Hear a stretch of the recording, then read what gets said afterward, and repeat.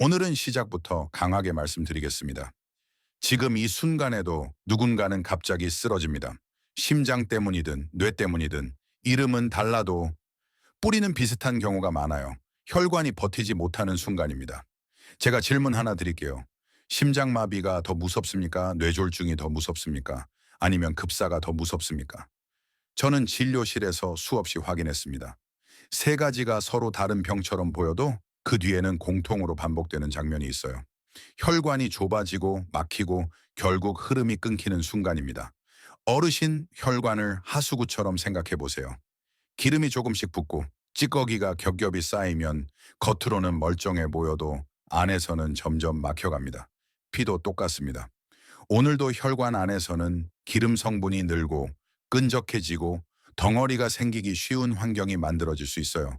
그 결과가 뭐냐고요? 어느 날 갑자기 쿵 하고 끝나는 겁니다. 그런데 어르신들이 제일 무서운 착각을 하세요. 나는 아직 괜찮다. 조금 피곤할 뿐이다. 나이 들면 다 그렇지. 정말로요? 요즘 몸이 유난히 무겁지 않으십니까? 자도 피곤하고 눈밑이 어두워지고 얼굴이 푸석해지지 않으세요?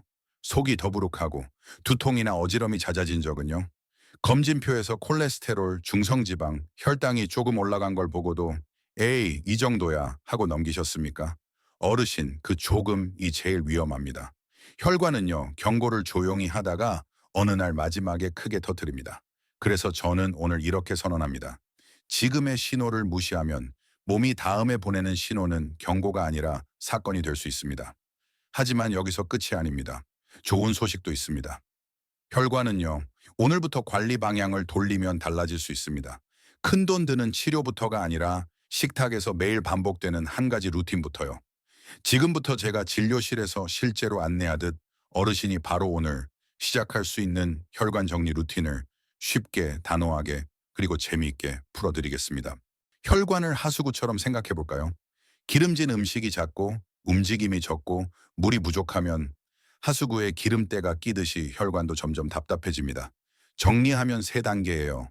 첫째, 피 안에 기름 성분이 많아진다. 기름진 고기, 튀김, 빵, 과자, 달달한 음료가 자주 들어오면 피가 탁해지기 쉬워요. 둘째, 혈관 안쪽이 예민해지고 염증 반응이 늘어난다. 상처가 잘 나는 환경이 되는 거죠. 셋째, 쌓이고 좁아지고 결국은 막힐 위험이 커진다. 문제는 이 과정이 꽤 오래 걸리는데 통증이 없을 수 있다는 겁니다. 그래서 어르신들이 흔히 이렇게 말씀하세요. 아픈 데는 없는데요? 그 말이 무섭습니다. 조용히 진행되는 게 혈관이거든요. 여기서 제가 오해 하나를 풀어드릴게요. 약은 나쁜 거다. 약만 믿으면 된다. 둘 다 위험합니다. 의사가 약을 권하는 건 이유가 있어요. 다만 약이든 음식이든 어르신 몸에 맞는 전략이 필요합니다. 오늘 영상은 결론적으로 약을 드시는 분도 아직 약전 단계인 분도 모두에게 도움이 되는 식탁 루틴을 드리려고 합니다. 특히 혈관은요, 하루 이틀 반짝이 아니라 매일 누적이에요. 그러니까 청소도 매일 조금씩 해야 합니다. 이제 본론입니다. 오늘부터 바로 시작할 수 있는 재료, 비싸지 않고 구하기 쉽고 요리도 어렵지 않은 재료. 저는 양배추를 추천드릴게요. 왜냐하면 양배추는 십자화 채소로 식이섬유를 포함해 여러 영양 성분을 갖고 있고 평소 식단에 끼워 넣기 쉬운 편이거든요. 십자화 채소 섭취가 더 많은 사람에서 심혈관 질환 사망 위험이 낮게 관찰되었다는 연구들도 있습니다. 중요한 건 이거예요. 양배추가 마법이어서가 아니라 꾸준히 먹기 좋은 방식으로 혈관에 유리한 식사 패턴을 만들기 쉬워서입니다. 어르신 양배추가 왜 자꾸 건강 영상에 나오나? 이유가 있어요. 제가 어렵게 말 안 할게요. 핵심만 세 가지. 첫째, 식이섬유. 식이섬유는 장에서 담즙산 지질과 관련된 흐름에 영향을 주고 전체 식습관을 개선하는 데 도움이 될 수 있어요. 식이섬유 섭취가 늘수록 심혈관 질환 위험이 낮아지는 경향을 보인다는 메타 분석 근거도 있습니다. 둘째, 십자화 채소에 포함되는 설포라판 등 성분 설포라판은 혈관 염증 반응과 관련된 기존 연구들이 축적되어 있습니다. 다만 사람에서 어떤 수치가 몇 퍼센트처럼 단정하는 건 개인차가 크니 오늘은 원리와 습관에 집중하겠습니다. 셋째, 대체 효과. 양배추를 식탁에 올리기 시작하면 자연스럽게 과자빵 튀김이 줄고 쌈 샐러드가 늘어나는 경우가 많아요. 이게 진짜 큽니다. 혈관은 추가로 뭘 먹는가만큼 뭘 덜 먹는가도 중요하거든요. 진료실에서 실제로 제일 많이 듣는 질문이 딱 세 개예요. 첫째, 생으로 먹어야 해요? 가능하면 생으로도 드시되 속이 불편하면 살짝 데쳐도 괜찮습니다. 중요한 건 완벽이 아니라 지속기입니다. 둘째, 하루에 얼마나요? 과하게 몰아먹는 것보다 끼니에 나눠서가 좋아요. 셋째, 양배추 냄새가 힘들어요. 그럼 샐러드로 얇게 혹은 쌈으로 다른 반찬과 같이 가면 훨씬 편해요. 오늘부터는 복잡하게 하지 맙시다. 딱 세 가지 루틴만 드릴게요. 1. 식사 전에 먼저 한 젓가락 밥빵을 먹기 전에 양배추 샐러드나 차에 썬 양배추를 먼저 드세요.